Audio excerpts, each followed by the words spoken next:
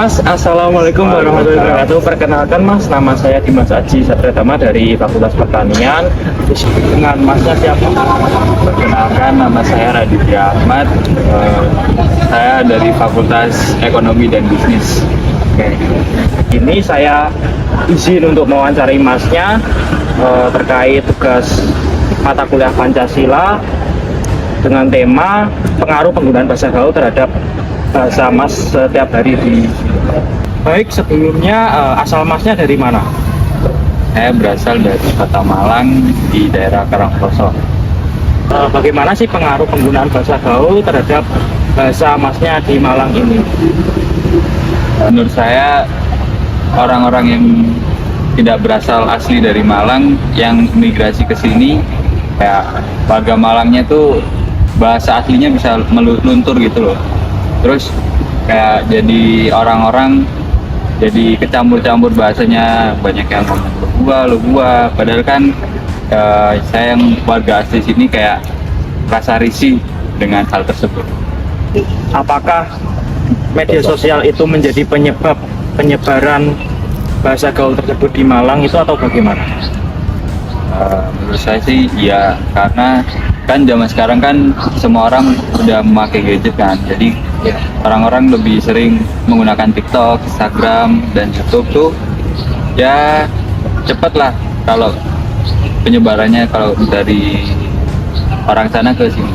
Oke Mas, mungkin itu aja yang bisa saya wawancari ke Masnya. Mohon maaf kalau saya mengganggu waktunya. Terima kasih banyak. Ya, oke. Makasih. Selamat siang Mas. Siang. Perkenalkan, saya Anti dari Fakultas Pertanian. Nah, di sini saya ada tugas mata kuliah Pancasila. Ya. Ini boleh perkenalan dulu nggak Mas? Saya dulu. Oke, kenalkan saya Davi Ashir di Fakultas Pertanian yang tinggal di Jabodetabek, lebih tepatnya Tangerang. Terus saya mau tanya Mas, Masnya kan kuliah di Malang ya? Iya. Apakah dalam pergaulan sehari-hari Masnya itu memakai bahasa gaul yang dasarnya itu dari Jabodetabek? Contohnya itu bahasa gaul lo gue.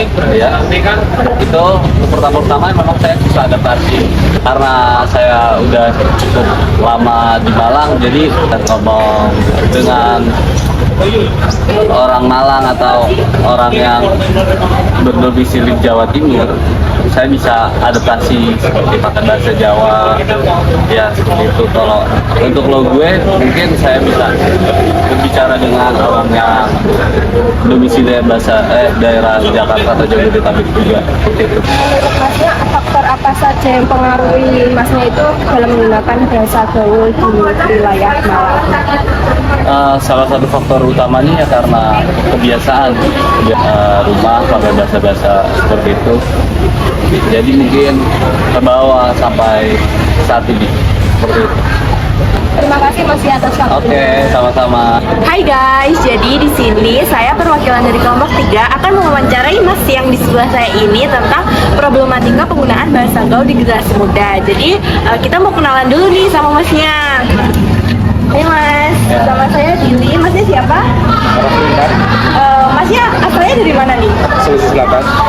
Oke, Masnya nih dari luar Jawa ya guys. Jadi pertanyaan yang pertama itu, Masnya kan dari luar Jawa nih, terus sekarang kuliah di Malang.